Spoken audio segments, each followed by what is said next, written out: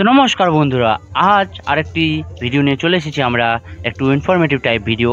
আজ আমরা যাত্রা করব 05421 মালদা টাউন বালুরঘাট প্যাসেঞ্জার ট্রেনে। তো এটি মালদা থেকে 7টার সময় ছেড়ে বুনিয়াদপুরে পৌঁছায় 8টা 20-তে। তো যাই হোক, মাঝখানে প্রায় 6টা স্টেশন পার করে বুনিয়াদপুরে আসে। তো আজকে আমাদের এই ট্রেনেই যাত্রা করব আমরা। তো এই ট্রেনটি আজকে WD-P4 লোকোমোটিভ নিয়ে যাত্রা করবে, ডিজেল লোকোমোটিভ। আর এটি হচ্ছে মানে বুনিয়াদপুর যাওয়ার হচ্ছে প্যাসেঞ্জার, কোথায় লোকাল ট্রেন। তো এই ট্রেনের ভাড়া কিন্তু খুবই 10 টাকা মাত্র কম আর কি। যাই হোক, বুনিয়াদপুর থেকে বালুরঘাট পর্যন্ত 10 টাকা ভাড়া। তো এই ট্রেনটি একমাত্র ট্রেন, আর আরেকটা ট্রেন আছে যেটি শিলিগুড়ি ইন্টারসিটি। এই দুটো ট্রেন মাত্র এই রুটের চলাচল করে, যেটি হচ্ছে ডিজেল লোকোমোটিভ দিয়ে চলাচল করে। তো আমরা আগে সিট খুঁজে নেই, বসে পড়ি, তারপরে তোমাদের দেখাচ্ছি বিস্তারিত। তো এখন আমরা আমাদের সিটে পেয়ে গেছি, সিটে বসে পড়েছি। তো বন্ধুরা, এই মালদা থেকে বুনিয়াদপুরের দূরত্ব হচ্ছে 61 কিলোমিটার।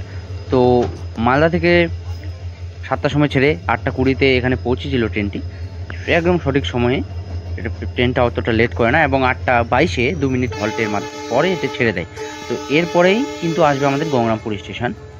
তো এরপরে মানে এখান থেকে গঙ্গারামপুরের দূরত্ব হচ্ছে, বুনিয়াদপুর থেকে গঙ্গারামপুরের দূরত্ব হচ্ছে 12 কিলোমিটার, এবং মালদা থেকে গঙ্গারামপুরের দূরত্ব হচ্ছে 73 কিলোমিটার। তো যাই হোক, মালদা থেকে বুনিয়াদপুর এটি হচ্ছে আমাদের 7 নম্বর স্টেশন।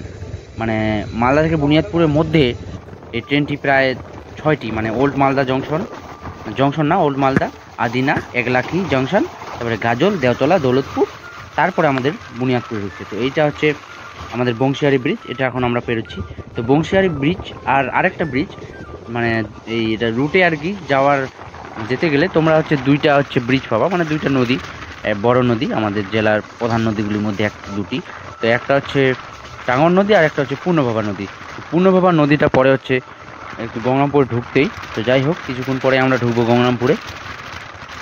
এখন আমরা প্রায় হচ্ছে 45-এর স্পিডে যাচ্ছি। তার এই ট্রেনটার কিন্তু হাইস্ট স্পিড হচ্ছে 100 কিমি/আওয়ার, এবং অ্যাভারেজ স্পিড হচ্ছে আমাদের 45 কিমি।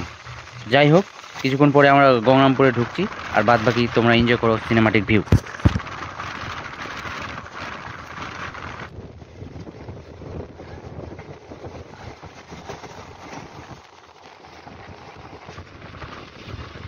আমরা ঢুকে পড়লাম পূর্ণভবা নদীর উপর দিয়ে গঙ্গারামপুরে। তো এটি আমাদের বুনিয়াদপুর থেকে বালুরঘাট যাওয়ার প্রথম হল্ট, এবং মালদা থেকে বালুরঘাট যাওয়ার 8ম হল্ট। তো এখানে ট্রেনের হল্ট আছে 1 মিনিটের। তো 8টা 34-এ ঢোকার টাইম, একদম কারেক্ট টাইমে আছে। আমরা বুনিয়াদপুর থেকে 12 কিলোমিটার পথ প্রায় পেরিয়ে এসেছি। আর এটা হচ্ছে পূর্ণভবা নদী, আর ডান দিকে কিন্তু গঙ্গারামপুর কলেজও রয়েছে। আর সে সাথে আমরা এখন স্টেশনে প্রবেশ করব। আর তার মধ্যে একটা গঙ্গারামপুরের জিনিস কি, এখানের কিন্তু দই বিখ্যাত। আপনারা চাইলে এখান থেকে বাস স্ট্যান্ড যাওয়ার টোটো, গাড়ি, অটো সব পেয়ে যাবেন। এখানে গিয়ে যে কোনো দোকানেই আপনারা, মিষ্টির দোকানে যাই হোক, সুস্বাদু দইয়ের সন্ধান কিন্তু আপনারা পাবেন।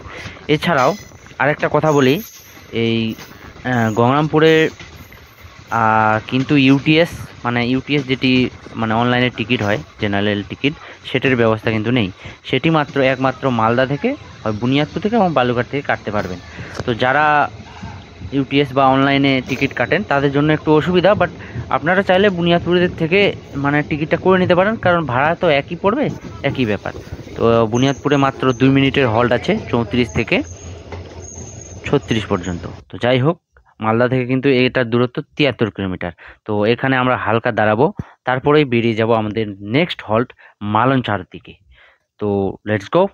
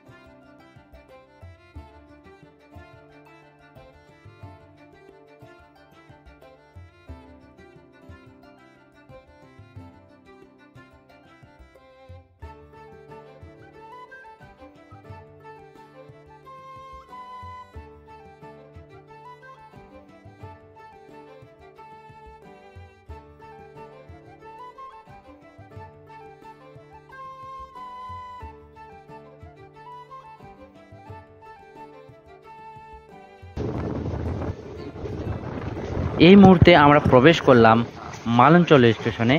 তো এটার নাম হচ্ছে ফুলবাড়ি, তবে রেল স্টেশনের নাম মালঞ্চা। পাশে আছে জাতীয় সড়ক 512। তো চাইলে এখান থেকে মানে আপনারা গাড়ি টাড়ি সব পেয়ে যাবেন। তো যাই হোক, ফুলবাড়ি একটা বিখ্যাত জায়গা।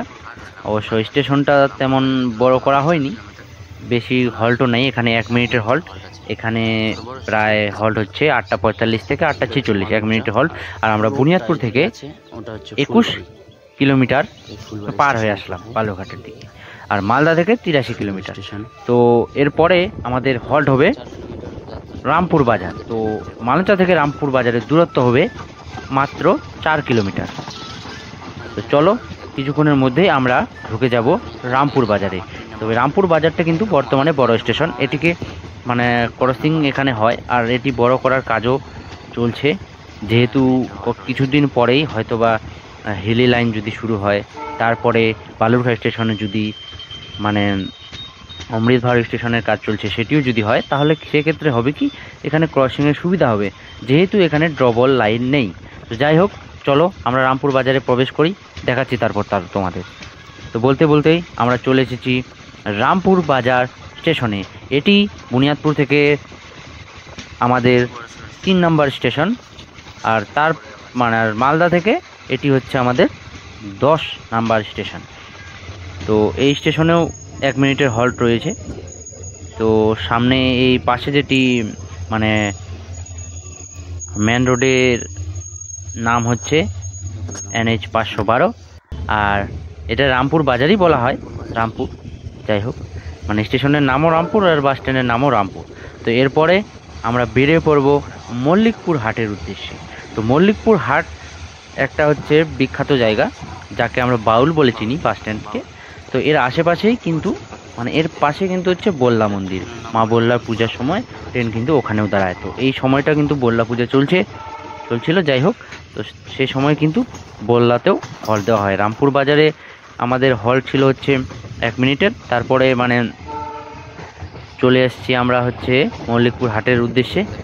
তো এই যে দেখতে পাচ্ছেন সামনে, এটাই হচ্ছে NH 512।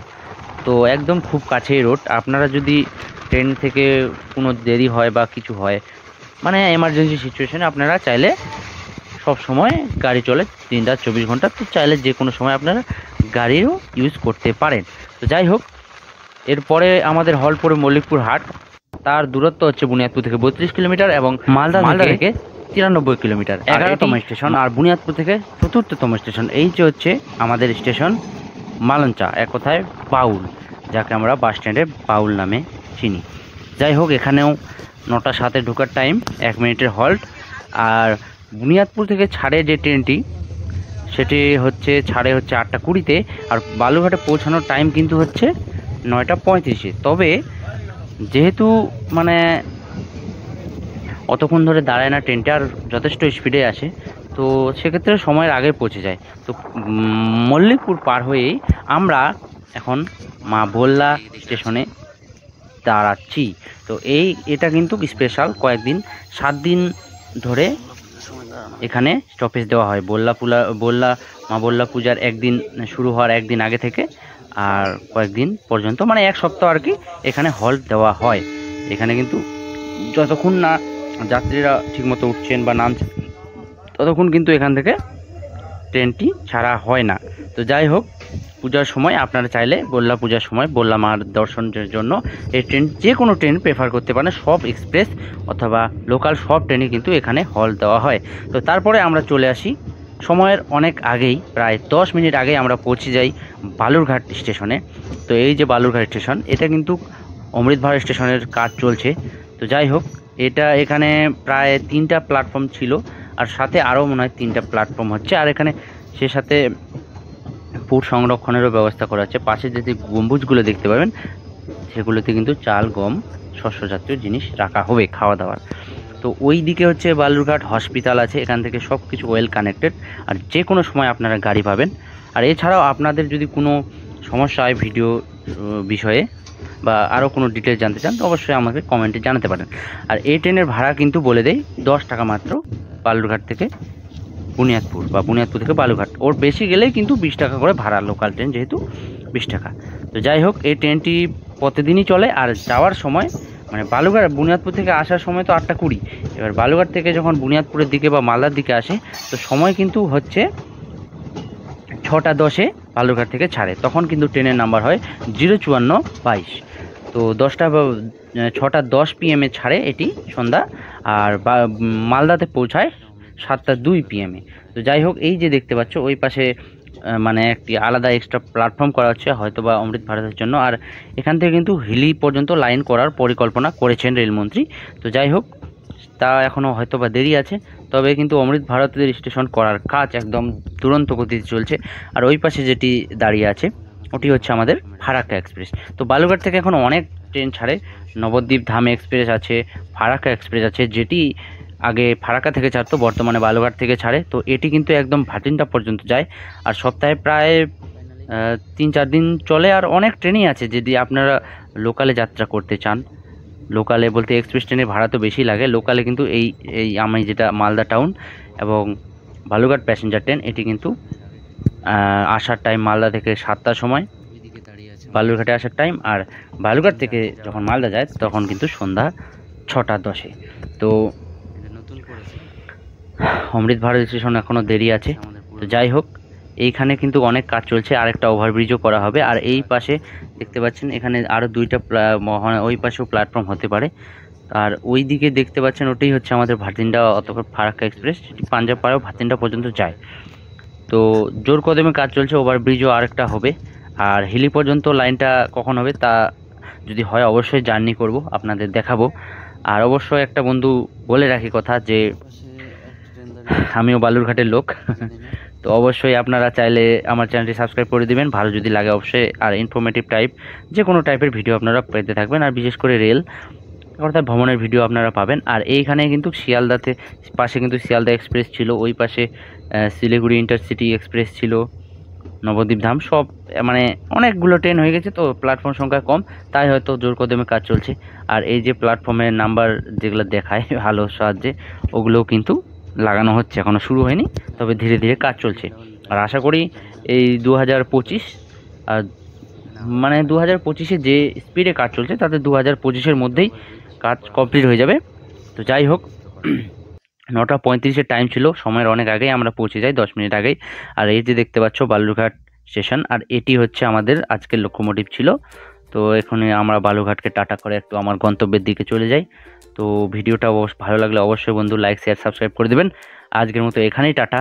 আর আরও যদি কিছু আপনাদের জানা হয় অবশ্যই আমাকে কমেন্ট করে জানিয়ে দেবেন। তো টাটা বালুরঘাট, বাই অস, লেটস গো আওয়ার সাথে, বাই বন্ধুরা, টাটা।